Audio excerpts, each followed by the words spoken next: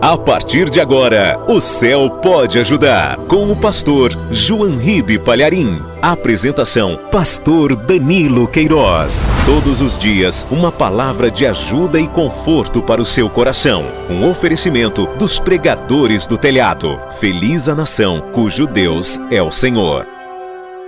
Olá, meus amigos e amigas, noite de segunda-feira, Deus abençoe você de perto e de longe. Está no ar o nosso programa O Céu Pode Ajudar. Amanhã tem Seminário do Prover, especialmente às 7 horas da noite, na Avenida Constantino Neri, 3400. Comigo, pastor Danilo Queiroz, liberando uma palavra de prosperidade para a sua vida. É possível prosperar com Deus, sim. O mesmo Deus de Abraão é o mesmo Deus ensinado na Paz e Vida, e Ele ama e vai prosperar a sua vida. Avenida Constantino Neri, 3400, com amplo estacionamento coberto e totalmente gratuito. Agora, nessa programação, nós vamos ouvir a ilustração do Reino de Deus, Metade da Vida por Jesus. Simples, objetiva e eficaz. Pare tudo o que estiver fazendo agora e acompanhe mais uma ilustração do Reino de Deus, contada por João Ribe Palharim. Um oferecimento dos pregadores do telhado.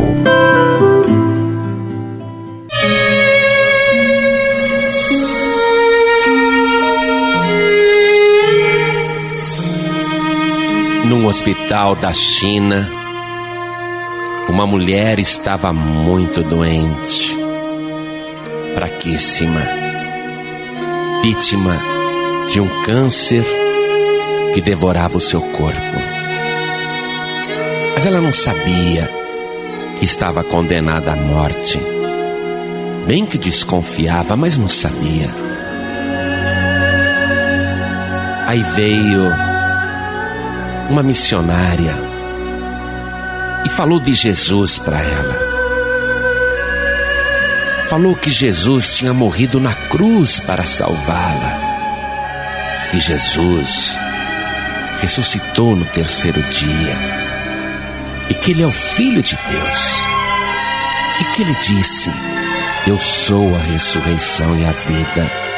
Quem crê em mim, ainda que esteja morto, viverá. E aquela doente chinesa, ouvindo estas palavras, sentiu tanto consolo e conforto, que perguntou assim: como é que eu faço para Jesus me ressuscitar? E a missionária explicou para ela: olha, a senhora tem que receber Jesus como teu único e suficiente Salvador. Aí a senhora vai ser transformada em filha de Deus. E Jesus disse: ainda que esteja morto, viverá. Ele vai te ressuscitar. A senhora tem que entregar a vida para Jesus. E aquela chinesa, tão doente, mas agora tão feliz também, disse: eu quero entregar minha vida para Jesus. E a missionária orou junto com ela. E ela repetiu a oração. E sentiu tanta paz no seu coração. Sentiu a certeza da salvação. E a missionária foi embora. E aquela mulher doente, cancerosa, condenada pela enfermidade, agora queria saber com os médicos quanto tempo ela ainda teria de vida. Mas os médicos não diziam. Mas ela insistia: doutor, me diga, em nome de Jesus, né? Me diga, quanto tempo eu ainda tenho de vida? Teve um médico que não aguentou mais aquela mulher perguntar e disse para ela: aqui no hospital, a senhora tem no máximo 4 meses de vida. Porque aqui nós estamos cuidando da senhora, dando remédios, acompanhando, a senhora tem toda a assistência. Tá certo, 4 meses então, doutor? 4 meses no máximo. Mas, doutor, e se eu for para casa, hein? Quanto tempo eu vou viver? Ah, na sua casa? No máximo 2 meses. A senhora não vai tomar remédio, não vai ter enfermeira, não vai ter cuidados. A senhora vai durar no máximo 2 meses. Então aquela chinesa sorriu e disse para o médico: então, doutor, por favor, me manda para casa, quero morrer em casa. E o médico disse: como assim? Sim, é isso, doutor, me manda para casa, deixa eu morrer em casa. O médico falou: mas eu não expliquei para a senhora. Se a senhora ficar aqui no hospital, tem 4 meses de vida.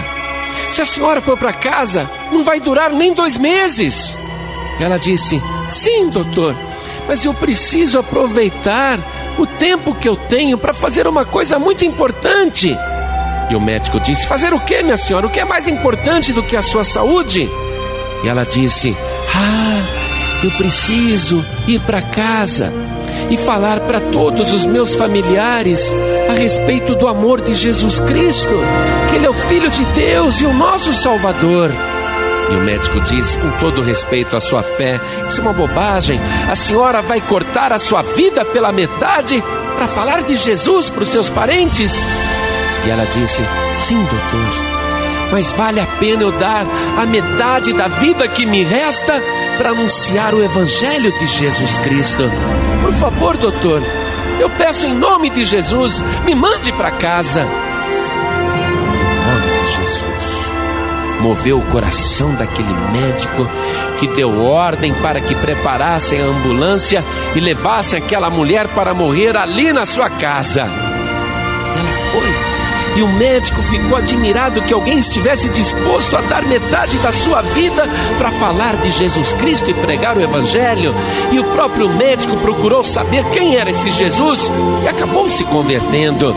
Aquela mulher em casa aproveitou todos os dias e todas as horas para falar de Jesus. E ela dizia para os filhos, para as noras, dizia para os familiares, para os primos, para os cunhados, e ela falava: só Jesus salva, Buda não salva, Confúcio não salva, só Jesus salva. E aquela mulher de fato viveu só 2 meses em casa, mas ela ganhou tantas almas para Jesus. Quando ela partiu salva, deixou ali na casa dela muitos familiares salvos também, e fez a sua vida valer a pena. Todo aquele, toda aquela que é salvo, salva de verdade, quer que outras pessoas também sejam salvas. A salvação que eu experimentei, eu quero compartilhar com você. E qualquer outra pessoa salva quer compartilhar com você esta salvação. Porque Jesus Cristo disse assim: vocês que são salvos, vão agora por todo o mundo e preguem o Evangelho a toda criatura. É isso que nós temos que fazer. Pregar para você este Evangelho que salva. O único que salva. Além de Jesus não há outro. Não virá outra pessoa. Não surgirá outro meio. Jamais aparecerá outro mediador ou medianeira. Jamais aparecerá outro salvador ou outra salvadora. Porque Jesus Cristo é o último. Ele mesmo disse para o apóstolo João: eu sou o primeiro e o último. E o que vive? Fui morto, mas eis aqui estou vivo para todo sempre, amém. E tenho as chaves da morte e do inferno. Viu só? Ele é o último. Depois de Jesus, não pode aparecer mais ninguém para ser o teu Salvador. E é isto que eu quero compartilhar agora com você, ainda no tempo que tenho de vida, para que você conheça a verdade. Há um só Deus e um só mediador entre Deus e os homens, Jesus Cristo, homem. E se você quer ir para o céu, e se você quer ser salvo, salva de verdade, então agora mesmo, abra o teu coração e também a tua boca, e com os teus lábios confesse que Jesus Cristo, o Filho de Deus, é o teu único, suficiente, exclusivo e eterno Salvador, e tome posse da vida eterna.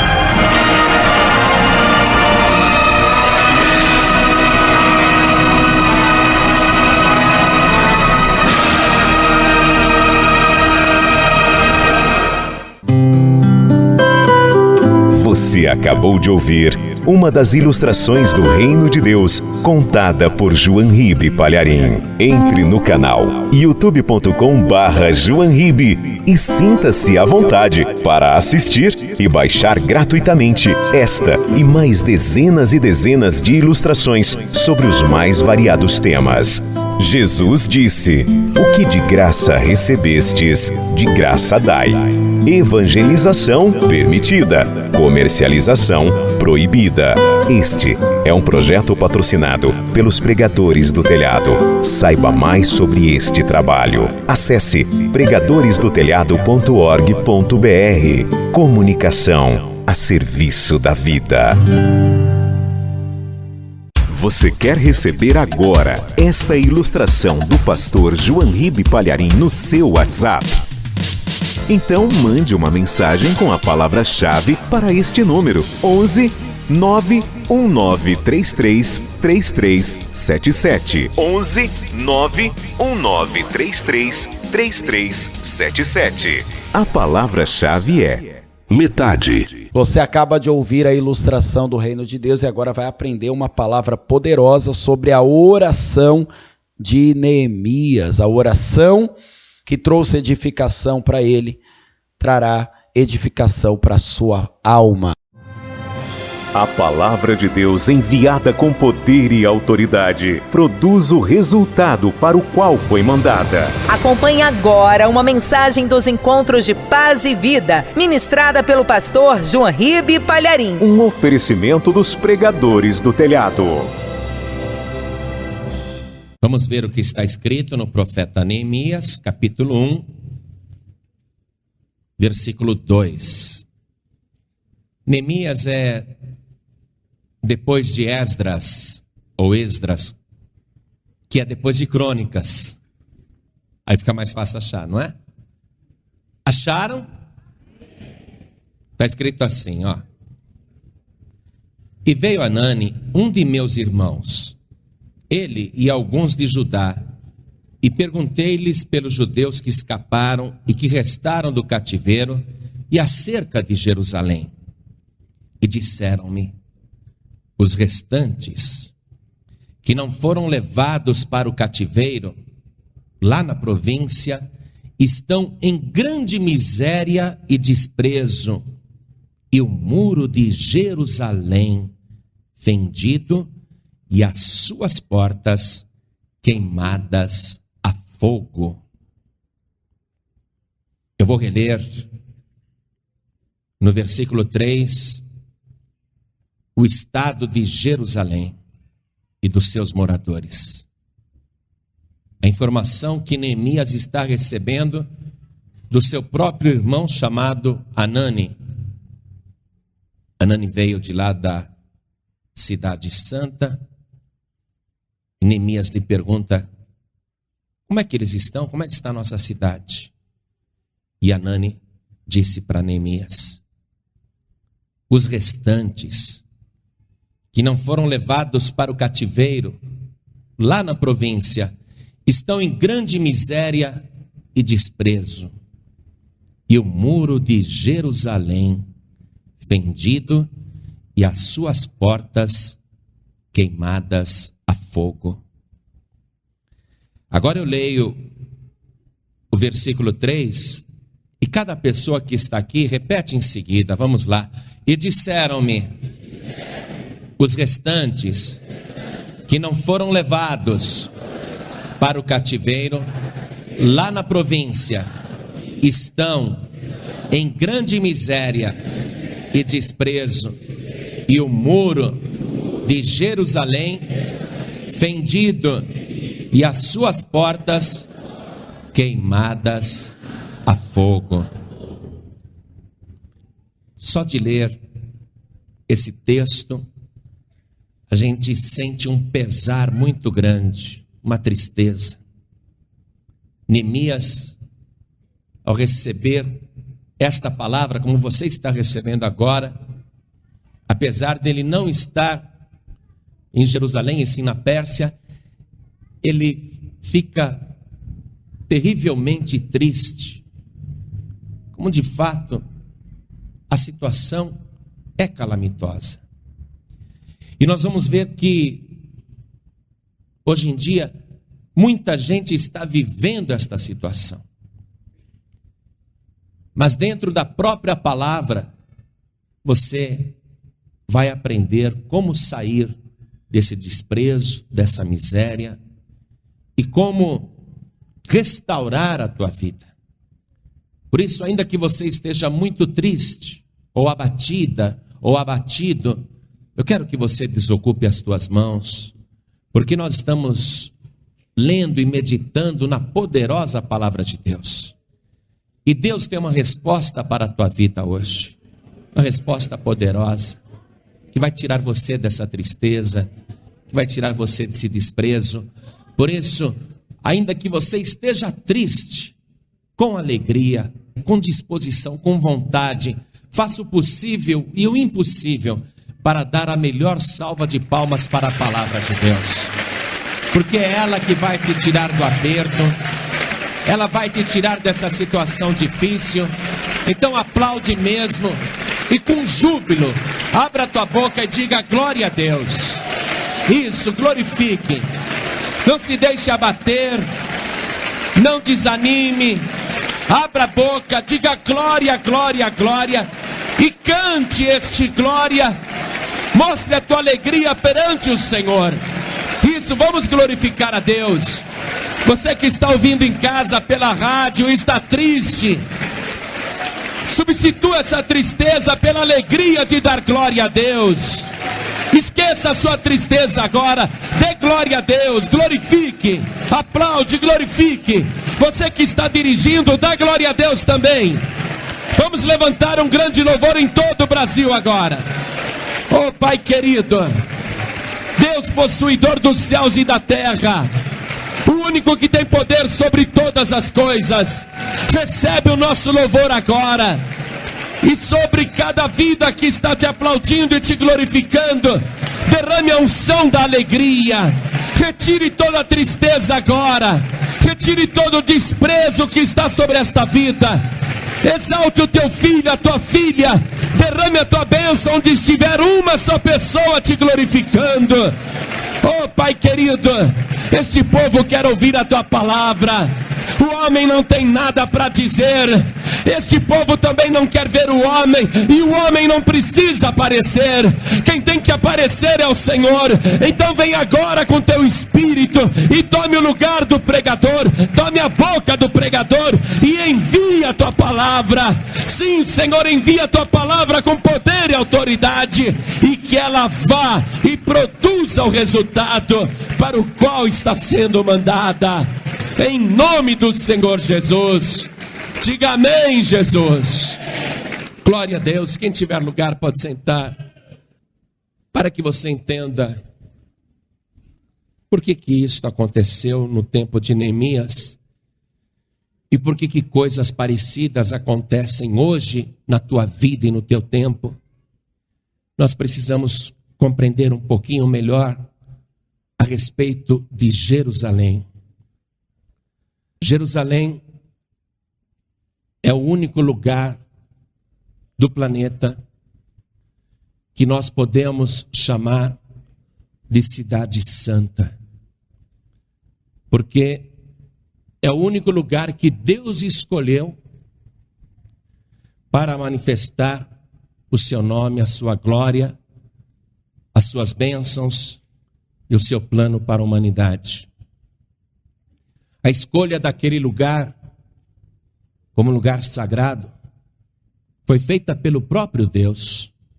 Não foi o homem que chegou ali e disse: aqui vai ser um lugar sagrado. Deus escolheu aquele lugar, Deus mostrou aquele lugar, e Ele exigiu que coisas fossem feitas naquele lugar. E a primeira pessoa a ter essa revelação de que ali era um lugar sagrado, escolhido pelo próprio Deus, foi o homem Abraão, o primeiro a viver pela fé, primeiro a adorar o Deus verdadeiro, o Deus invisível, o primeiro a recusar os outros deuses fabricados por mãos humanas.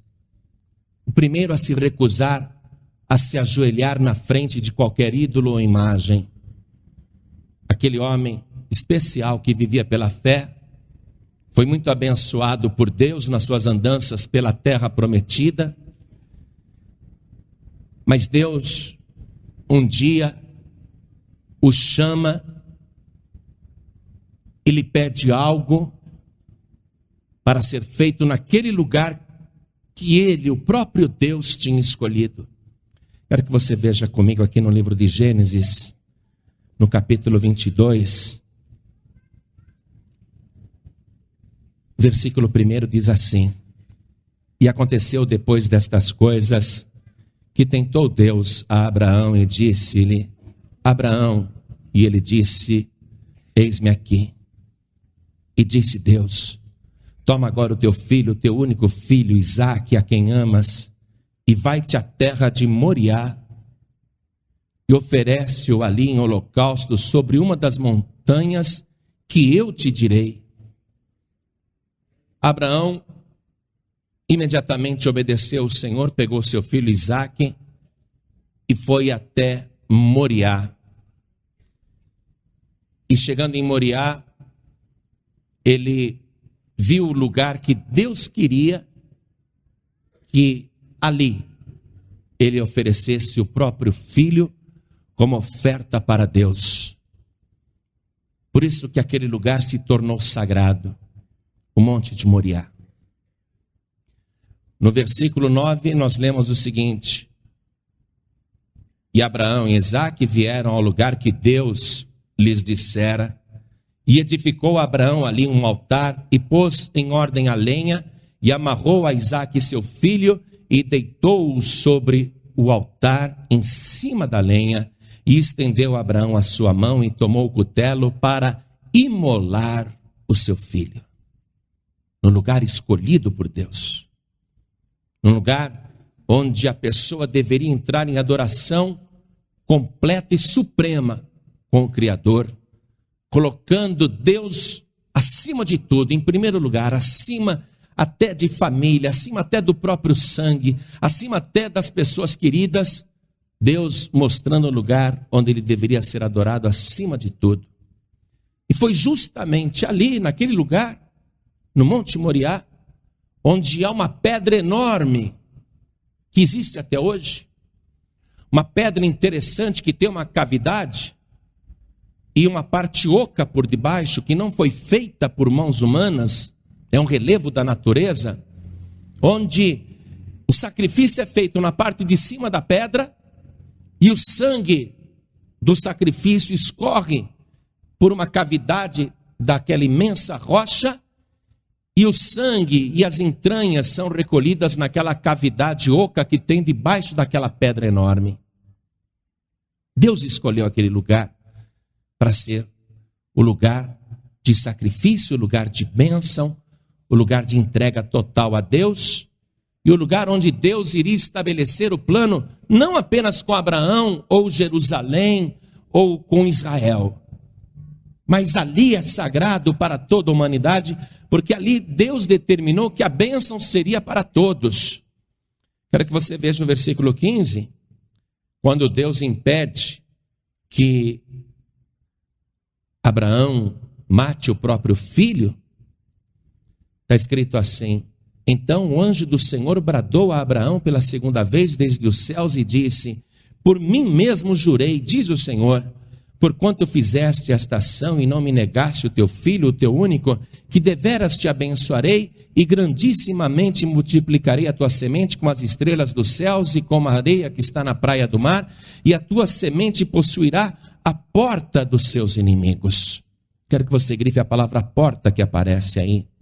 E em tua semente, Abraão, na tua descendência, Abraão, serão benditas todas as nações da terra, porquanto obedeceste a minha voz. Então ali, naquele lugar sagrado, onde houve uma adoração completa e perfeita a Deus, onde Deus provou o amor de um homem, ali Deus ordenou a bênção sobre todas as nações da terra. Então Jerusalém é um lugar sagrado para todas as nações da terra. Podem dizer para você que Fátima é um lugar sagrado, que Aparecida é um lugar sagrado, que Roma é um lugar sagrado. Podem dizer para você que Lourdes é um lugar sagrado, mas não é. Porque todos esses outros lugares, e eu citei apenas alguns, foram escolhidos pelo homem, com artifícios e ardis humanos. Mas este lugar, Moriá, não. Este lugar, Moriá, foi escolhido pelo próprio Deus.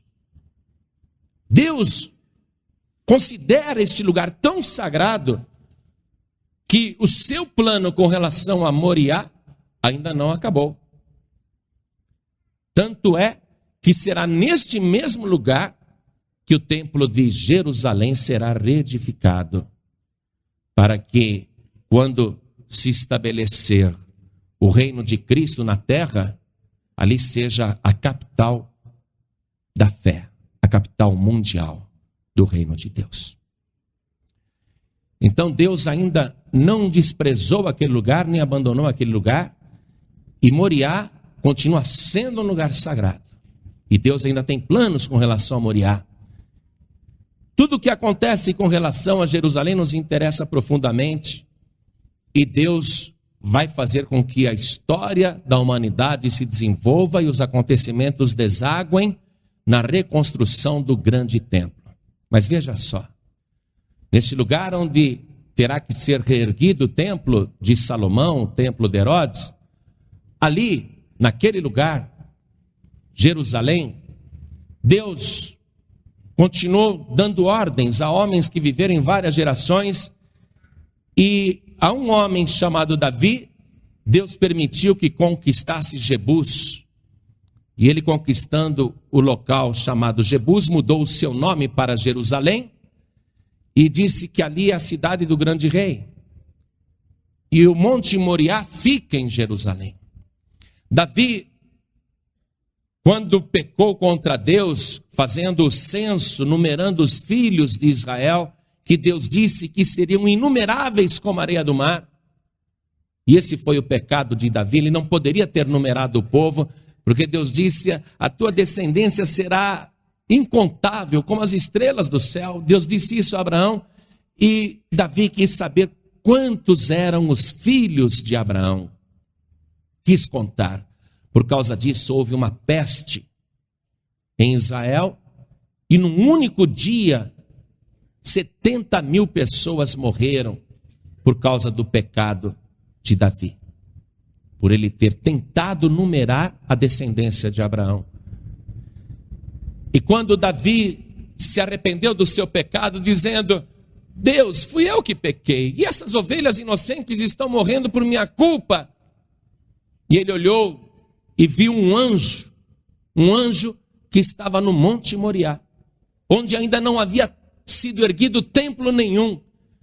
E Davi ficou impressionado com aquela visão no Monte Moriá, daquele anjo que ali estava, o anjo que lançava as pragas em Israel. E veio o profeta Gade, sem que soubesse da visão de Davi, e disse: Davi, eu estava orando a Deus por causa dessa peste, dessa praga, e você precisa ir até o Monte Moriá, onde Abraão ofereceu seu filho Isaque. Você tem que ir ali e oferecer uma grande oferta para Deus, para cessar esse castigo de sobre Israel. Então, Davi foi até aquele monte. Ele, que era descendente de Abraão, esteve ali no mesmo monte do seu antepassado, mas aquele monte era propriedade de um homem chamado Araúna, que era jebuseu, dos antigos moradores de Jebus, mas que tinha se convertido à fé de Abraão, que não achava ruim que Jebus foi conquistada pelo povo de Deus e teve o seu nome mudado para Jerusalém. Quando ele viu o rei Davi chegando, ele se alegrou grandemente, ele se prostrou diante do rei e disse: ó rei Davi, a que devo a honra da sua visita? E o rei Davi disse: eu vim aqui para comprar a tua propriedade, para construir nela um altar e para sacrificar a Deus, para que cesse esse castigo de sobre o povo, e eu estou aqui com muito arrependimento para fazer isso. E Araúna vai fazer uma proposta para Davi. Eu quero que você veja comigo no segundo livro do profeta Samuel, no capítulo 24, no versículo 22. Então disse Araúna a Davi: tome e ofereça ao rei meu senhor o que bem parecer aos seus olhos. Eis aí bois para o holocausto, e os trilhos e o aparelho dos bois para a lenha. Tudo isso deu Araúna ao rei. Disse mais Araúna ao rei: o Senhor teu Deus tome prazer em ti. Mas Davi recusa a oferta de Araúna, porque a questão é pessoal. Davi sabe que ele está ali para desviar a ira de Deus da nação. Davi sabe que pecou e ele quer mostrar o próprio arrependimento para Deus e quer mostrar quanto custa esse arrependimento. Ele recusa a oferta de Araúna e ele diz àquele homem: não, Araúna, porém por certo preço te comprarei, porque não oferecerei ao Senhor meu Deus holocaustos que não me custem nada. Assim Davi comprou a eira e os bois por 50 siclos de prata. E edificou ali Davi ao Senhor um altar e ofereceu holocaustos e ofertas pacíficas. Assim o Senhor se aplacou para com a terra e cessou aquele castigo de sobre Israel. O anjo não estava ali naquela eira por acaso. O anjo não estava lá em Moriá por acaso. Davi teve a visão do anjo exatamente naquele local, porque mais uma vez Deus estava confirmando aquele local como sagrado. E é ali que Davi faz esse altar e o castigo cessa de sobre Israel, porque ele mostrou o arrependimento, porque ele ofertou ao Senhor. Mas veja só, ali naquele lugar, Salomão vai construir o seu grande templo, naquele lugar. Mas como Salomão se desvia no final da sua vida, adorando imagens e ídolos, como os reis posteriores de Israel e de Judá vão entrar em conflito, em divisões internas, e vão se desviar também da presença de Deus, chegará um dia em que Nabucodonosor virá contra Jerusalém e contra o templo e destruirá aquele lugar, não deixando nada, pedra sobre pedra. Quero que você veja comigo no segundo livro de Reis, no capítulo 25 agora. Continue acompanhando. Vamos ler o versículo 8.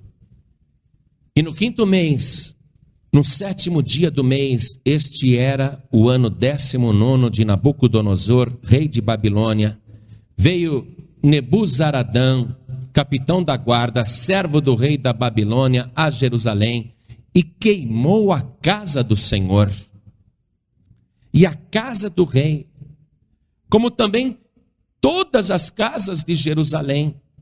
Todas as casas dos grandes igualmente queimou.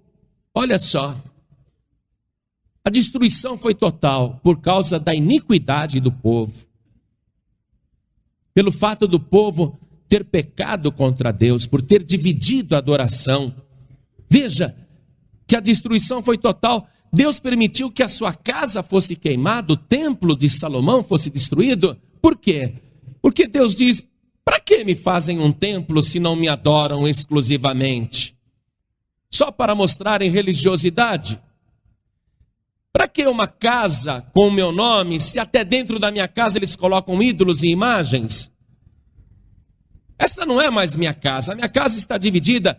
Então Deus realmente entregou a Nabucodonosor até o templo. Então é por isso que a casa do Senhor é queimada, destruída. Depois a casa do rei, olha só. Os dois poderes principais de Israel sofrem a destruição com a permissão de Deus. Primeiro a casa do Senhor, depois a casa do rei, os dois poderes principais. E aí, como também todas as casas de Jerusalém, ninguém escapou. inclusive dos ricos e dos pobres. Todas as casas dos grandes igualmente queimou. E todo o exército dos caldeus que estava com o capitão da guarda derribou os muros em redor de Jerusalém.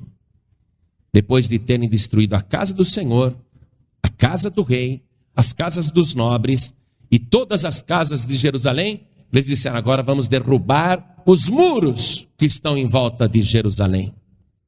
E os muros foram derrubados. Jerusalém foi destruída e o povo, quem não morreu à espada, foi levado cativo. E eles deixaram na terra somente as pessoas mais velhas e somente as pessoas mais pobres e miseráveis. E o restante foi levado para a Babilônia e eles vão ficar escravizados ali. O sacerdote Esdras narra no seu livro o retorno para Jerusalém para reedificar a cidade, reedificar o templo, começando pelo templo, já que ele foi o primeiro a ser destruído. Esdras relata que o templo está sendo o primeiro a ser reedificado numa liderança de Zorobabel. E o templo vai sendo reedificado e a cidade em volta vai ressurgindo das cinzas, mas eles não reparam os muros da cidade.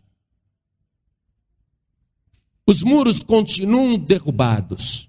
Os muros continuam com as portas queimadas. 70 anos depois da cidade ter sido destruída, os muros continuam com brechas, com fendas. E o que acontece então com os moradores que estão voltando para Jerusalém e com as novas gerações que estão surgindo ali? O que acontece?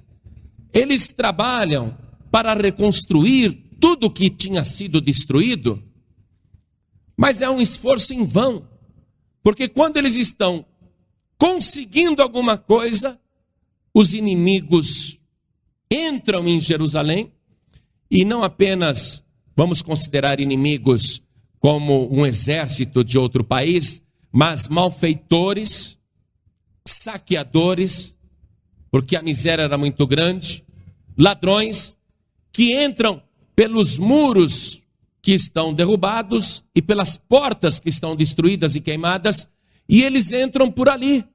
E o povo não tem defesa própria para resistir àquele saque. Então o povo não consegue prosperar. O povo sofre a perda, chora, lamenta, mas diz: a vida continua, vamos em frente. E eles começam a trabalhar de novo, trabalhar. Quando estão conseguindo alguma coisa, eles são saqueados. Porque os inimigos entram pelos muros que estão derribados e saqueiam de dia, saqueiam de noite, e eles, indefesos novamente, lamentam aquela triste sorte e se conformam dizendo: é a vida, sinal dos tempos. Mas a vida continua, vamos trabalhar. E eles trabalham, se esforçam, constroem casas, reedificam, plantam, colhem. Quando eles estão colhendo, novamente os saqueadores entram na cidade pelas brechas, pelos muros que estão derribados e saqueiam os moradores de Jerusalém, que nunca prosperam, que nunca vão para frente, que nunca conseguem conquistar nada. E qual é a causa principal desta miséria? Qual é a causa principal? Voltando para o livro de Neemias, no capítulo 1, o que está escrito ali? O que a gente lê? Os restantes que não foram levados para o cativeiro, lá na província, estão em grande miséria e desprezo, e o muro de Jerusalém fendido e as suas portas queimadas a fogo. Essa é a causa da miséria. E veja só uma coisa, Hanani, o irmão de Neemias, está dizendo: os que não são do cativeiro, aqueles que não são do cativeiro. Então ele está falando de pessoas livres. Vamos transportar isso para o mundo espiritual, para o nosso entendimento. Você sabe que a escravidão é aquela causada pelo diabo. Jesus disse que toda pessoa que peca é escrava do pecado, é escrava do diabo. Então, Anani está dizendo para Neemias, os que não são do cativeiro. Então ele está falando de pessoas livres. Nós sabemos que toda pessoa que é livre do pecado, ela é salva. Então, vamos entender assim: aqueles que são salvos, lá na província, estão em grande miséria e desprezo. Como é que pode? Isso acontece nos dias de hoje. Como que alguém sendo salvo, amados, como que alguém sendo de Cristo, está vivendo essa situação aqui? Em grande miséria, um aperto muito grande e um desprezo total. Nos dias de hoje, há muitas pessoas idôneas, salvas, que compreendem a palavra de Deus, estão vivendo esta salvação, são pessoas livres do pecado, mas estão em grande miséria e desprezo. Então, esta situação aqui fala conosco, e fala com cada pessoa aqui, fala com quem é salvo e fala com quem não é salvo. Quem não é salvo está na escravidão do diabo. Agora, tem gente salva, livre, que está vivendo essa grande miséria. E qual é a causa dessa grande miséria? Porque o muro está fendido, está aberto, tem brechas, e as suas portas queimadas a fogo. Por isso que os ladrões, os saqueadores, entram e tiram tudo que a pessoa conquistou. Você é uma pessoa salva, eu não tenho dúvida disso. A grande maioria aqui é salva. Podemos ter pessoas aqui que precisam de salvação, e hoje elas vão ter oportunidade também de serem salvas. Mas a grande maioria aqui nesta igreja é constituída de pessoas salvas. Mas nem todos aqui estão vivendo uma vida de prosperidade. Não estão vivendo uma vida de êxito. Não estão vivendo uma vida de fartura. Não estão vivendo uma vida em abundância. E Jesus Cristo veio justamente para dar vida e vida em abundância. E como é que alguém, sendo salvo, estando na igreja, buscando o Senhor, orando, como que esta pessoa, nesta situação espiritual vantajosa em relação aos do mundo, aos do lado de fora, aos do cativeiro, como que essa pessoa está numa situação de miséria e de desprezo? Miséria a ponto de não ter o dinheiro para pagar o aluguel. Miséria a ponto de não ter o dinheiro para pagar a escola dos filhos, tendo que pegar o filho, a filha e colocar numa escola pública. Miséria a ponto de não ter o dinheiro, às vezes, para tomar a condução. Quanto mais comprar um carro, ou se tem um carro, não pode sair com ele todo dia, porque não tem dinheiro para encher o tanque. Vivendo uma situação de miséria tão grande, que é obrigada a economizar na comida necessária para a família. Vai no supermercado com um dinheirinho contadinho ali, e já chegou no caixa e sofreu a humilhação de ter que devolver mercadoria, porque o dinheiro não dava para comprar tudo que tinha pego. Sofrendo o desprezo de pessoas do mundo, porque eles desprezam realmente um salvo, uma salva que está vivendo essa situação. Que testemunho que essa pessoa pode dar para alguém do mundo, se ela está com a conta no banco encerrada, se é que teve conta, está com o cheque especial estourado, o talão de cheque bloqueado, ou a conta encerrada, o nome protestado, devendo para todo mundo e devendo para agiota, devendo para parentes, passando humilhações e vergonhas extremas, sofrendo desprezo até dos ímpios. Os parentes então dizem: esse daí quer pregar o evangelho para a gente? Quer falar de Jesus para a gente? E olha a vida dele como é que está, nós sabemos como é que está. Essa situação se torna às vezes incompreensível para a pessoa que está buscando a Deus. Porque ela diz: como é que a minha vida não melhora? Como é que eu, estando na igreja, sendo fiel, buscando ao Senhor, tendo temor do Senhor, lendo a palavra, e a minha vida financeira, a minha vida particular, a minha vida familiar, a minha vida pessoal, a minha vida profissional, completamente assolada? Pessoas salvas não têm emprego, e se tem emprego, está ganhando uma miséria, vivendo numa grande miséria, e se trabalha por conta, o negócio não engatilha, não vai para frente, não desenvolve, as vendas não crescem, tudo ali amarrado, preso. Por que essa pessoa luta tanto e não consegue as coisas? Por causa disso aqui, ó, por causa do muro que tem fendas e as portas que estão queimadas a fogo. A pessoa está vivendo essa extrema humilhação. E você pode acreditar, não só você fica triste, você que está vivendo essa situação, mas o próprio Deus fica muito triste. Porque Deus gostaria que você estivesse vivendo uma vida abundante conforme Ele planejou, para que você pudesse ser uma luz brilhando aí no mundo, para que todo mundo quisesse o teu Deus. Mas Deus fica triste porque você não prospera. Mas pastor, não é só Deus me abençoar então? Por que Deus vai ficar triste? Não é só Ele me abençoar?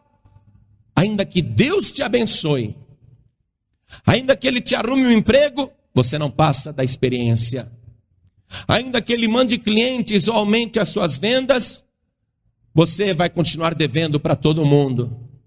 Ainda que você seja abençoado, abençoada por Deus, você vai acabar numa situação de miséria e de desprezo. E Deus fica triste. Pastor, como é que pode? É por causa da brecha.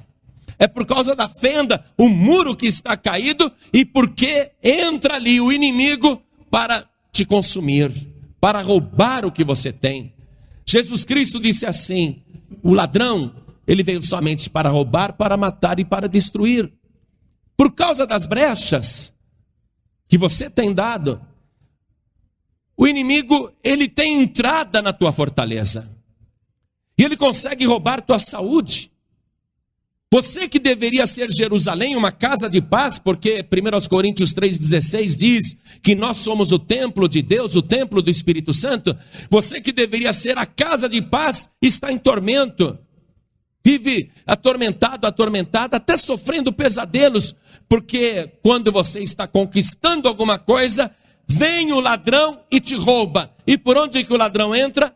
Pelas brechas, pelos muros que estão caídos e pelas portas que estão queimadas a fogo. E é por isso que você não consegue sair dessa situação de vergonha, de miséria.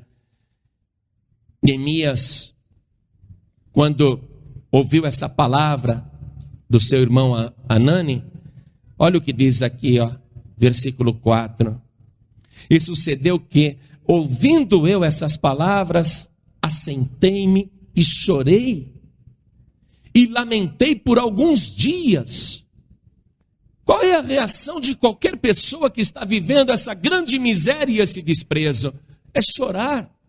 Eu queria dar mais conforto para minha família. Eu queria voltar para casa com uma compra bem farta do supermercado. E eu volto para casa trazendo só esse pouquinho. Eu queria estar dando para os meus filhos o melhor colégio, a melhor escola, a melhor educação. Eu queria estar investindo nos meus filhos para que eles tivessem um futuro bom, uma vida melhor do que aquela que eu tive, com mais oportunidades do que eu tive. Mas que humilhação, que miséria, eu não consigo.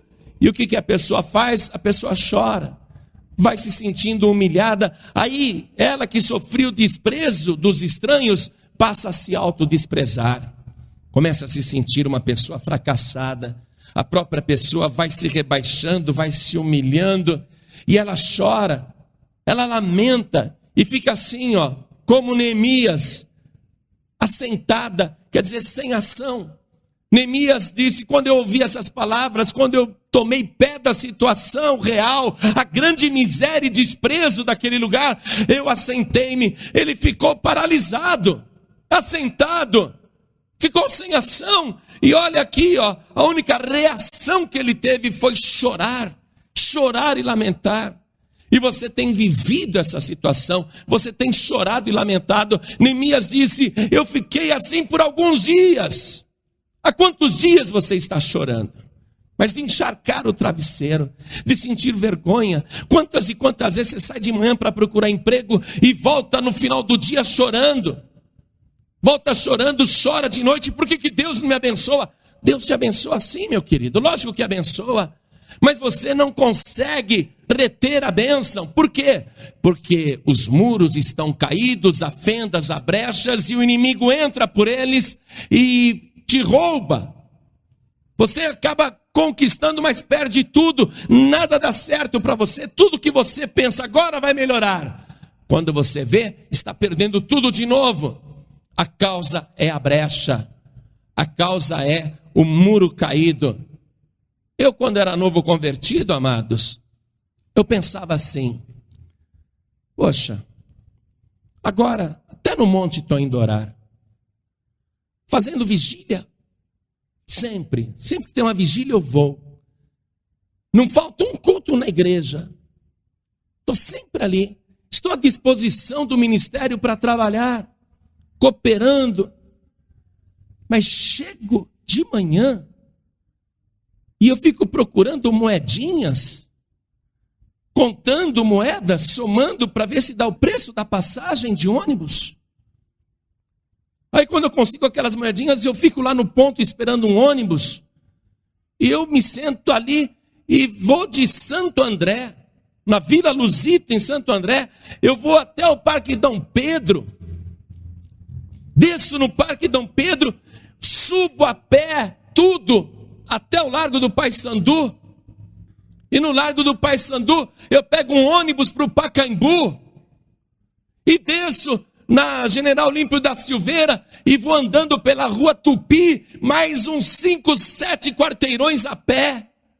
Aí eu chego cedo lá, levantei cedo, trabalho até de tarde, e quando eu vou ver o fruto do trabalho, cadê o resultado? No dia seguinte eu tenho que contar as moedinhas de novo, para sofrer de novo essa humilhação, essa grande miséria, chegar na hora do almoço e sair ali e ficar andando pelas ruas, olhando as placas para ver comercial, arroz, feijão, ovo frito, couve. Ah não, aqui é muito caro. Andando mais um pouquinho, procurando outro boteco. Não, para almoçar hoje não vai dar, mas eu vou comer um lanche. Eu tenho raiva de lanche até hoje. Eu me lembro que eu comi uma lasanha que custava 6 cruzeiros, que era feita com pão velho, que o dono daquele bar pegava pão velho, amolecia, jogava molho de tomate, passava ali, colocava uma fatia de mussarela em cima e vendia como lasanha. E eu pegava aqueles 6 cruzeiros e dava.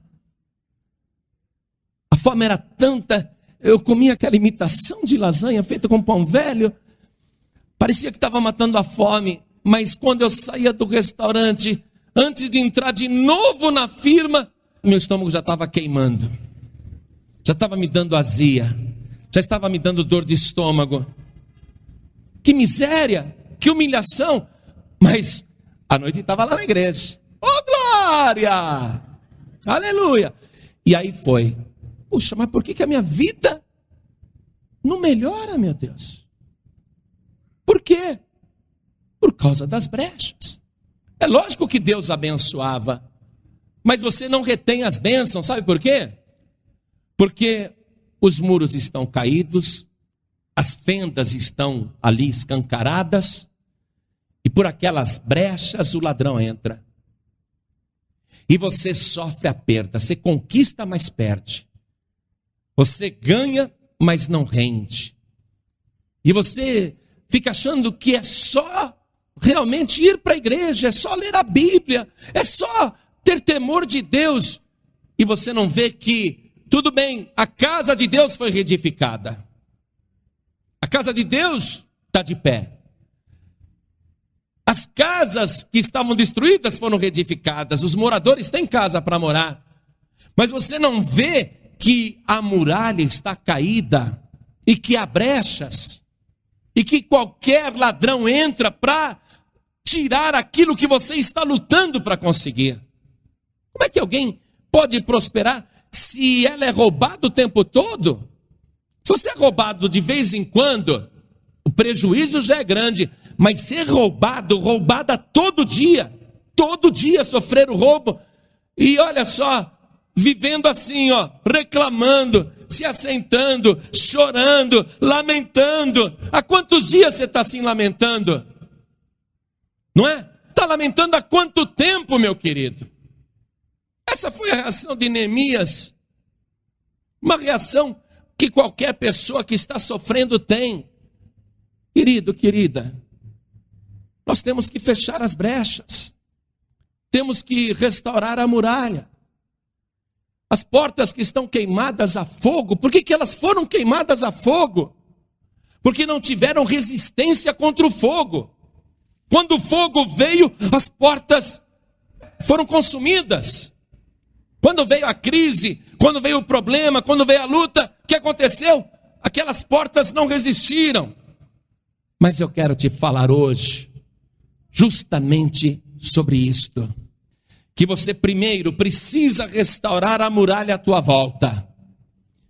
Impedir que as brechas continuem vazadas desta maneira, escancaradas, porque é por aí que o inimigo, é por aí que o ladrão e é por aí que o devorador também está entrando. Porque você está sem proteção, está tentando se erguer. A casa de Deus foi reerguida, você tem tua casa para morar, mas a muralha está caída. A tua vida espiritual, em outras palavras, esta casa aqui está de pé, mas o muro em volta está destroçado. Então você precisa reparar os muros, ver da tua parte o que precisa ser feito para consertar as fendas. No que você está falhando e que precisa ser corrigido para tapar aquelas brechas. O que você tem que fazer para tapar as brechas, para que o inimigo não passe. Agora, quanto às portas, amado, amada, você tem que eliminar todas as portas em primeiro lugar. Todas as portas você tem que tapar também, porque é impossível você ficar tomando conta de todas as portas. Você deve fechar todas as portas, todas. O que estas portas representam? As religiões, as seitas, as ideias que a pessoa tem de vida espiritual. Eu acho que é assim. Então ela tem uma porta pensando, eu acho que é assim. E ela faz uma outra porta pensando, essa porta aqui é do meu padroeiro. É para cá que eu venho quando eu tenho alguma crise. Agora, quando o problema é familiar, é aqui com essa outra padroeira que eu venho. Quando o problema é de dívida, é com essa outra padroeira que eu venho. E você tem um monte de portas. Feche todas estas portas, sabe por quê? Porque quando vem o fogo, estas portas não resistem. E coloque somente uma porta na tua muralha. Uma só porta nos teus muros. Uma porta apenas, mas uma porta poderosa. Esta porta, quando o fogo do inferno se levanta contra ela, ela não consegue ser derrubada. O fogo não consegue queimar nem destruir, porque o nome desta porta é Jesus Cristo, e o fogo do inferno não prevalecerá contra ele. Só uma porta. Eu fecho tudo o que eu tenho que fechar, tudo que está ao meu alcance. Cabe a nós fecharmos as brechas. Deus procura pessoas que queiram fechar essas brechas. A você que está sem saída, Jesus diz, eu sou a porta. Quem entrar por mim salvar-se-á, e entrará e sairá e achará pastagens. Então aquelas portas que não têm segurança, você precisa tapar. Deus está procurando pessoas que tapem aquelas portas, feche aquelas brechas e tenha somente Jesus como porta. Deus está procurando, mas ele diz assim, mas não achei ninguém. Não achei ninguém. É interessante Deus dizer, olha só, e busquei dentre eles um homem que estivesse tapando o muro e estivesse na brecha perante mim por esta terra. Quer dizer que quando a gente fecha as brechas, quando a gente tapa os muros que estão fendidos, não apenas a nossa vida é protegida, mas as pessoas que estão à nossa volta.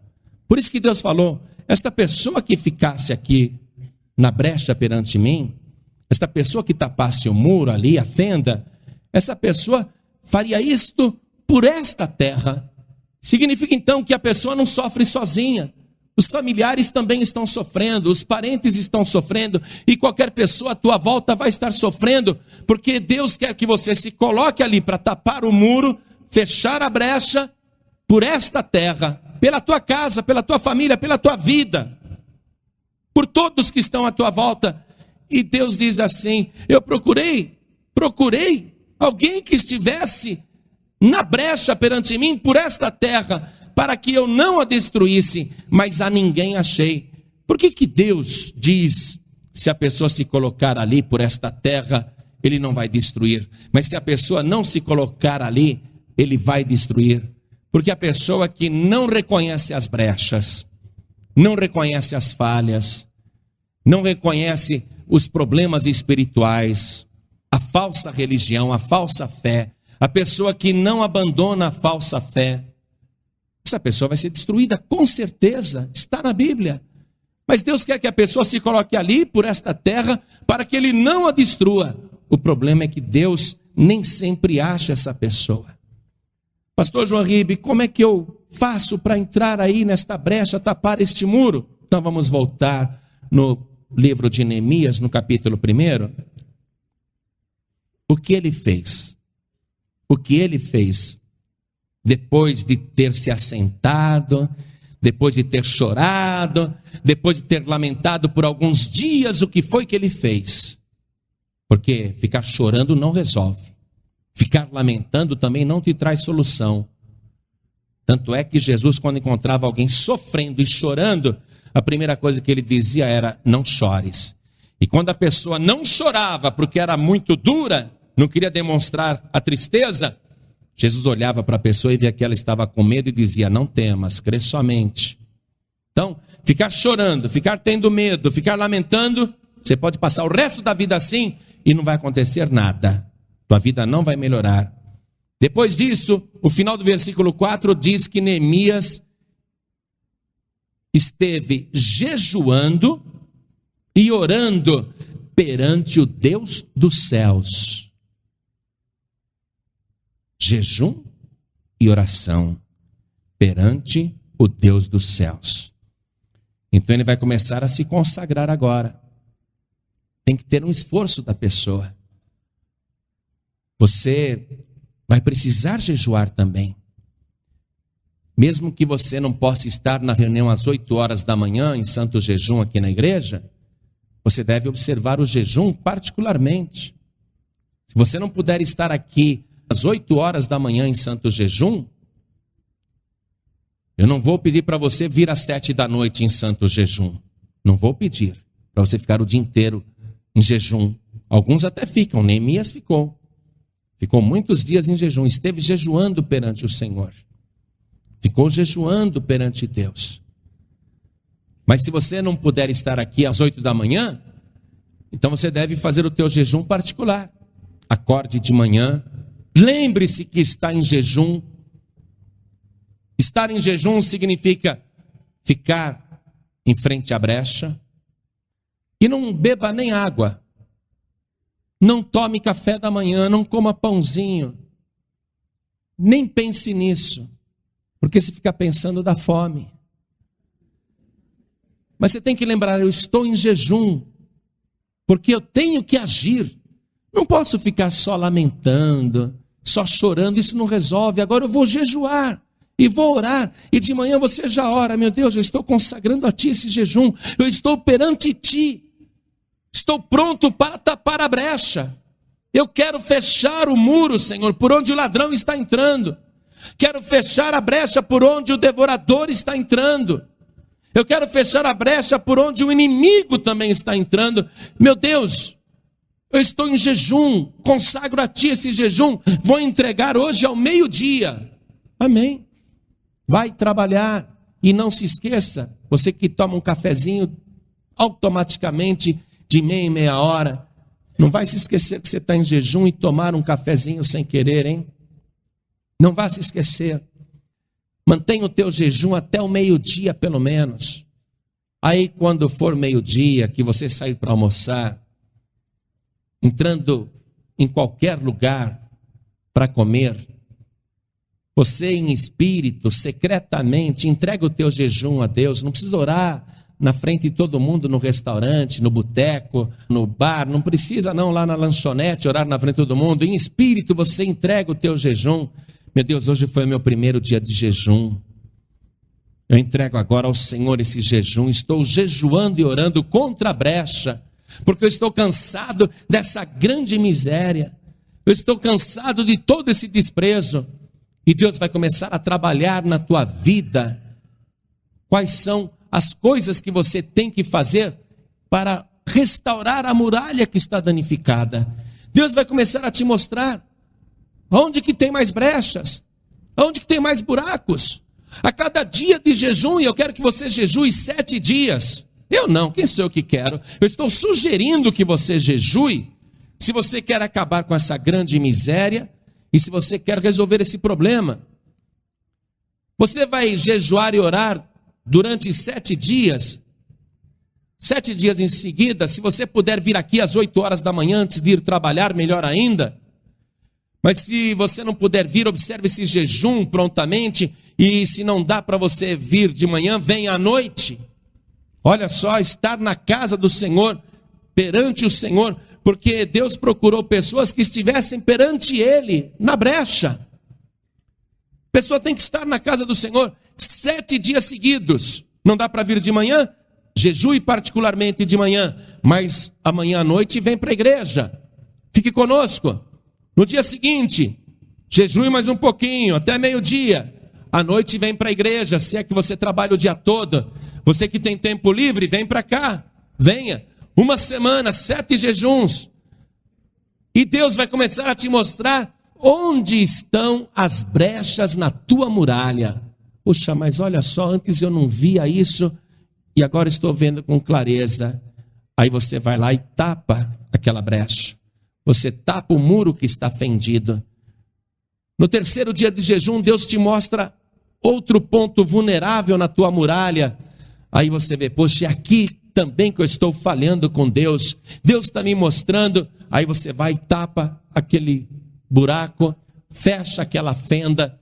E dia após dia, Deus vai estar te mostrando todas as coisas. E quando terminar os teus 7 dias de jejum, quando você terminar os teus 7 dias de jejum, você vai ver o resultado na tua vida. Porque Neemias vai fazer isto. E coisas surpreendentes vão acontecer com ele. Mas Neemias vai fazer isto orando, jejuando e orando. Por isso que não é só o jejum, é oração também. E perante o Senhor. Então volte comigo em Neemias capítulo 1, no versículo 5, onde está escrito: e disse: ah, Senhor, Deus dos céus, Deus grande e terrível, que guardas o conserto e a benignidade para com aqueles que te amam e guardam os teus mandamentos. Estejam, pois, atentos os teus ouvidos e os teus olhos abertos para ouvires a oração do teu servo, que eu hoje faço perante ti, de dia e de noite, pelos filhos de Israel, teus servos, e faço confissão pelos pecados dos filhos de Israel, que pecamos contra ti. Também eu e a casa de meu pai pecamos. Note que Neemias não está dizendo que a culpa é só dos outros, não. Ele está dizendo: eu reconheço o meu próprio pecado. Quando você começa a olhar a tua muralha, você vai ver quais são as brechas. Você vai ver que pessoas derrubaram o muro, mas você também deixou o muro arrebentado. Neemias está confessando o seu próprio pecado perante Deus. Versículo 7, na oração de Neemias: de todo nos corrompemos contra ti, e não guardamos os mandamentos, nem os estatutos, nem os juízos que ordenaste a Moisés teu servo. Lembra-te, pois, da palavra que ordenaste a Moisés teu servo, dizendo: vós transgredireis, e eu vos espalharei entre os povos, e vós vos convertereis a mim, e guardareis os meus mandamentos, e os fareis. Então, ainda que os vossos rejeitados estejam no cabo do céu, de lá os ajuntarei e os trarei ao lugar que tenho escolhido, para ali fazer habitar o meu nome. Veja, é Deus que escolhe o lugar. Eu os trarei ao lugar que tenho escolhido, para ali fazer habitar o meu nome. Não adianta você falar: eu vou pegar a Dutra agora e vou de joelhos até a cidade da padroeira.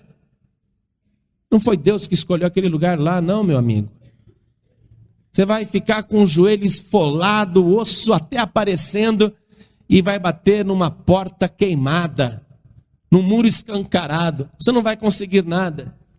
Tem que ser no lugar que Deus escolheu para ali fazer habitar o meu nome. Agora, hoje, amados, hoje, nós somos o templo de Deus. O lugar que Deus tem escolhido para fazer habitar o seu nome é a sua própria vida, é o seu próprio corpo. Você é o templo do Deus vivo. Deus, Ele quer fazer coisas maravilhosas na tua vida, de uma tal maneira que as pessoas vejam que o nome do Senhor para você é sagrado e poderoso, que você está se tornando uma pessoa sagrada, porque não é você que escolhe o lugar sagrado, é Deus que escolhe. Jesus Cristo disse assim: não me escolhestes vós a mim, mas eu vos escolhi a vós, e vos nomeei para que vades e deis fruto, e o vosso fruto permaneça, a fim de que tudo quanto pedirdes ao Pai em meu nome, Ele vos conceda. O nome do Senhor tem que ser poderoso na tua vida. Deus te escolheu, entenda isso. E Deus está querendo que você se converta a Ele. Olha aqui o versículo 9: e vós vos convertereis a mim. Deus quer que você se converta a Ele de todo o teu coração, porque Deus tem escolhido a tua vida para fazer coisas gloriosas no nome de Jesus. Versículo 10: estes ainda são teus servos e o teu povo que resgataste com a tua grande força e com a tua forte mão. Você está precisando ser resgatado dessa vergonha, dessa miséria, dessa humilhação. Você sozinho, sozinha, não consegue se levantar. Quando alguém tenta ajuda nas religiões, ou nas entidades, ou nos espíritos, ou nos padroeiros, ou ela tenta se ajudar com autoajuda, vou fazer pensamento positivo, eu vou agora reprogramar a minha mente, eu agora vou desenvolver o poder mental. Sabe o que é tudo isso? É você que está caído, que está com os teus muros derribados, é você tentar se levantar do chão puxando o próprio cabelo. Como que alguém pode se levantar, se erguer do chão puxando o próprio cabelo? Você vai ficar careca, você vai arrancar todos os teus cabelos, o teu corpo não vai se mover. Mas eu conheço alguém que tem um braço forte e poderoso. Ele é o Senhor de toda a terra, é Ele que resgata, é Ele que levanta, e é Ele que está te escolhendo para fazer da tua vida uma bênção neste mundo. Neemias está apelando para o braço forte do Senhor. E Deus não vai te puxar pelos cabelos não, viu? Deus, Ele te pega nos braços e te levanta. Você pode estar caído, caída, desprezado, desprezada. Quando você está na pior e caído, caída, todo mundo passa por você e finge que não te vê. Pode ser parente, pode ser amigo, amiga. Você está na pior, o pessoal te evita. Por quê? Isso é desprezo. Quando você está caído, não adianta ir no banco. O gerente não vai nem te atender, você vai ficar ali, caído ao lado da mesa dele. E ele vai passar reto, fingindo que não te vê. Desculpe se tem gerente de banco aqui, mas não é assim mesmo? O mundo é assim que funciona. Você está em desprezo. Todo mundo já passou por você e fingiu que não te viu, mas uma pessoa poderosa está passando por você agora, aí mesmo aonde você está, E Ele está com o braço forte estendido, esperando tão somente que você levante a tua mão e diga: Senhor, Tu és o meu Rei, Tu és o meu Salvador, o meu único Senhor, Tu és a porta verdadeira. Ah, Senhor, me levanta com a tua mão forte. E aí Ele vai restaurar a tua vida. Ele vai te levantar de uma maneira poderosa, de uma maneira tremenda. Porque o versículo 10 disse: estes ainda são teus servos, e o teu povo que resgataste com a tua grande força e com a tua forte mão. Ah, Senhor, estejam, pois, atentos os teus ouvidos à oração do teu servo e à oração dos teus servos que desejam temer o teu nome. Olha só, a oração dos teus servos que desejam temer o teu nome. A pessoa às vezes fica só no desejo, ela não parte para a ação. Nós sabemos que Deus vai ouvir a oração de todo mundo aqui, porque Ele sempre ouve. Mas a pessoa tem que partir do desejo para a ação, porque aí vem o versículo 11, na parte B, dizendo: e faze prosperar hoje o teu servo, e dá-lhe graça perante este homem. Então, era eu, copeiro do rei. Ele é só um copeiro, uma pessoa sem importância, que o rei nunca dá atenção. É um homem que está ali só para servir, é um serviçal, é um empregado, é um copeiro. É uma pessoa que está ali só para colocar a mesa. O rei está ali conversando com os súditos, com ministros, com pessoas importantes, e ele é apenas um serviçal. Mas eu quero aqui frisar nesse último versículo da oração de Neemias, essa parte final, onde ele diz assim: e faze prosperar hoje o teu servo, e dá-lhe graça perante este homem. Para Neemias, este homem era o rei Artaxerxes. Mas Artaxerxes já morreu, e este homem aqui não está mais perante ninguém. Já foi consumido pela terra. Quando Neemias orou: faze prosperar hoje o teu servo e dá-lhe graça perante este homem, a palavra graça já começa a nos mostrar que a salvação é pela graça, perante este homem, perante Jesus Cristo. Porque todos os reis pereceram e foram consumidos, os seus reinos passaram, mas este que nós estamos falando, o seu reino nunca passará e nunca terá fim. Você já encontrou graça perante este homem, e é ele que vai levantar a tua vida, se você entregar tua vida para ele. Você pode ser uma pessoa humilde ou importante. Você pode ser uma pessoa rica ou pobre. Você pode ser uma pessoa falida, quebrada, desempregada, uma pessoa despossuída, uma pessoa sem estudos ou uma pessoa muito estudada. Nem sempre a pessoa que tem muito estudo está bem de vida, continua vivendo a miséria e a humilhação. Os hospitais estão cheios de homens que estudaram 5 anos de medicina e fizeram mais 2 anos de residência. O que eles ganham de salário, hoje não daria para pagar nem a mensalidade da universidade que eles frequentaram durante 5 anos. É uma humilhação, é uma grande miséria. E você está aqui, não importa agora a tua situação. O principal da mensagem que nós queremos te mostrar é isto aqui. Deus tem poder de fazer você prosperar e te abençoar, mas você tem que reconhecer as tuas brechas, as tuas fendas, você tem que reconhecer onde estão as tuas falhas, os teus pecados, ver que não merece, que é pela graça perante este homem que é Jesus Cristo. Ele é o Filho do homem. Entregar tua vida a Ele, porque só Ele tem um braço forte, só Ele está vivo e só Ele tem o controle sobre todas as coisas para te restaurar.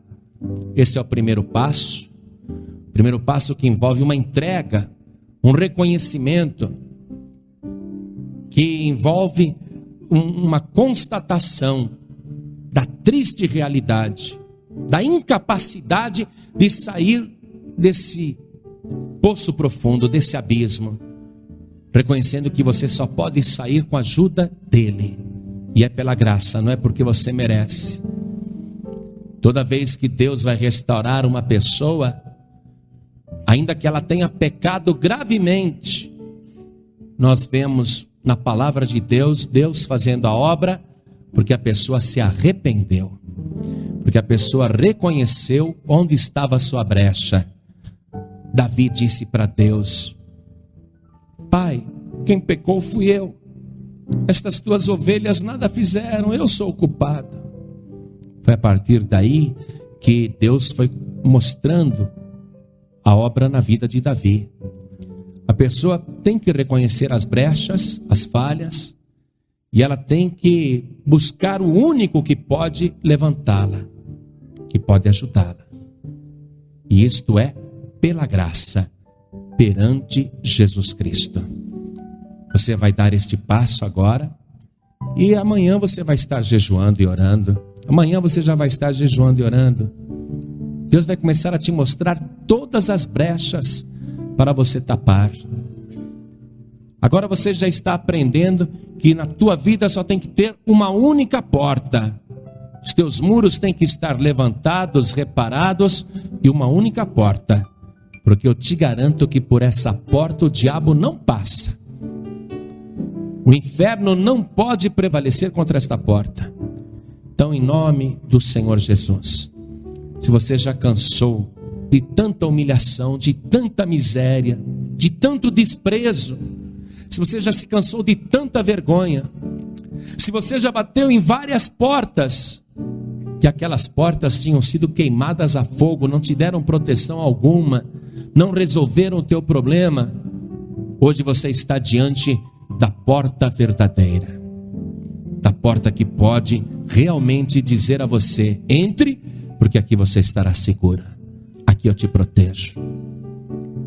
Você vai precisar, evidentemente, depois de entrar, ser fiel e tapar as brechas, porque se você estiver abrindo fendas na muralha, não adianta reclamar depois que Jesus não está te protegendo. Mas você que está aqui hoje, você tem que passar para Cristo, deixar de ser cativo, cativa, deixar de ser escravo, escrava, porque Jesus disse: se o Filho vos libertar, verdadeiramente sereis livres. Eu quero saber se você quer entrar por esta porta agora. Eu quero saber se você quer entrar através de Jesus Cristo, porque Ele vai restaurar a tua vida. Por isso, olhem todos para mim, por favor. Se você quer esta bênção, quer esta vida abundante, olha, preste atenção. Você tem que ser de Cristo, preste atenção. E quem já é de Cristo e não está tendo a vida abundante, é porque tem brechas na muralha. A culpa não é de Cristo, não. Tem fendas na muralha, por onde a pessoa está sendo saqueada, roubada.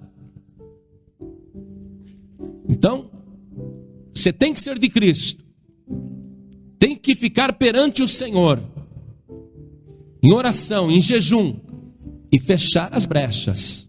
Fechar as brechas. Deus procura homens, mulheres, que estejam perante Ele nas brechas, tapando o muro. E Deus disse: eu procurei, mas não achei. Será que aqui Deus vai achar? Deus está procurando. Eu creio que Ele te achou. Se Ele te achou, você vai dizer: Deus, olha eu aqui. Eu quero fechar essa brecha. Eu quero me colocar perante o Senhor. E para isto tem que reconhecer a culpa, a incapacidade e reconhecer principalmente que Jesus Cristo é o único, suficiente, exclusivo e eterno Salvador. Tem que ficar perante o Senhor, não perante a senhora, não perante qualquer outra pessoa. Tem que ficar perante o Senhor. A Bíblia não fala de senhora nenhuma, não. Não tem senhora nenhuma. É só Jesus. Por isso, em nome de Jesus, vai chegando. Nós vamos dobrar o nosso joelho agora. Você que está ouvindo através do rádio, seja em casa, ou no trabalho, ou numa cadeia, ou num hospital, em qualquer lugar, é possível você se ajoelhar ao lado do rádio? Você que está dirigindo e quer restauração, quer se entregar ao Senhor, não precisa parar o carro, nem o caminhão, nem o veículo, nada. Coloque a mão direita sobre o teu coração, como nós aqui na igreja. Coloque a mão direita sobre o teu coração, cada pessoa. Ore assim comigo. Meu Deus e meu Pai, meu Deus bendito, meu Deus amado, eu compreendi perfeitamente que a minha vida é o teu templo. Compreendi que a minha volta tem que ter uma muralha restaurada e somente uma porta, que é aquela que eu entro para ter a verdadeira salvação. Por isso, meu Pai, eu te agradeço pelo ensinamento, pela tua palavra, que abriu os meus olhos e que mostrou as minhas brechas, as minhas fendas. Agora, meu Deus, eu estou perante o Senhor para encontrar graça, perante Jesus, o meu único Salvador, para que perdoe os meus pecados e apague as minhas culpas. Eu quero, meu Deus, tapar agora os muros. Eu quero me colocar na frente de cada brecha perante o Senhor, pela minha vida, pela minha família, pelas pessoas à minha volta. O Senhor me achou e eu também te encontrei, e eu declaro que quero a tua bênção, quero a tua proteção, porque só o Senhor é a porta contra a qual o inferno não prevalece. Meu Deus da glória, me purifique pelo sangue de Jesus, me restaure agora em todas as áreas da minha vida, e tudo aquilo que ainda não vejo, tudo aquilo que ainda não sei, me mostre através do jejum e da oração. Me faz crescer na fé e no conhecimento da tua palavra. Me revele, Senhor, os teus mistérios e me abençoe poderosamente, em nome do Senhor Jesus. Meu Deus da glória, eu não quero dizer aí fora que a minha vida é salva e viver uma vida de derrota, uma vida de vergonha, uma vida de desprezo. Eu não quero, meu Deus, dizer que a minha vida espiritual é abundante e a minha vida material uma grande miséria. Eu quero, meu Deus, mudança agora. Eu quero, meu Deus, viver a vida abundante. Por isso, meu Pai, me mostre pela tua palavra o que mais preciso fazer para viver na tua presença, na tua fartura, todos os dias da minha vida. Em nome do Senhor Jesus, meu único Salvador, eu te peço e já te agradeço. Assim seja feito. Amém.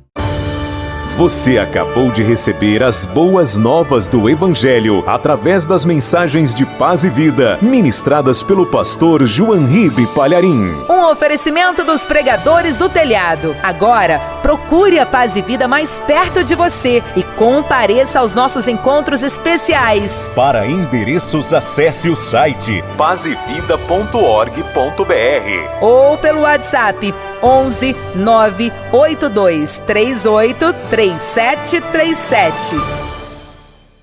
Quer enviar esta mensagem para alguém?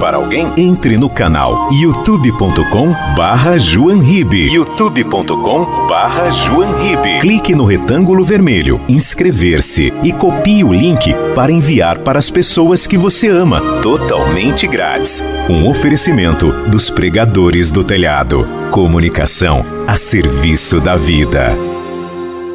Você tem uma rádio ou uma web rádio? Quer receber gratuitamente as mais de 1000 ilustrações do reino e as milhares de mensagens de JoanRibe Palharim? Tudo de graça mesmo. Envie um WhatsApp para 11 93384 3737 e cadastre a sua emissora. Você vai descobrir como transformar vidas diariamente e ainda aumentar a audiência da sua rádio. Envie já um WhatsApp para 11 93384 3737 e preencha o cadastro resposta. Vamos juntos repetir na sua emissora o que já é sucesso nas rádios do Brasil e além das fronteiras. Pregadores do Telhado. Comunicação a serviço da salvação.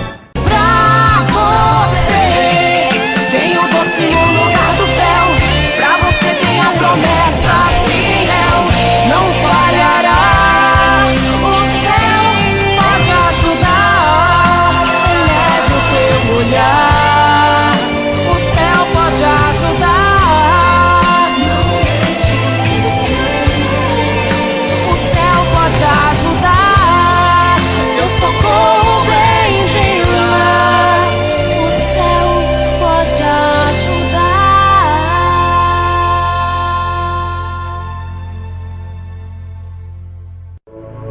Você acabou de ouvir o programa O Céu Pode Ajudar. Apresentação: Pastor Danilo Queiroz. Um oferecimento dos Pregadores do Telhado. Feliz a nação cujo Deus é o Senhor.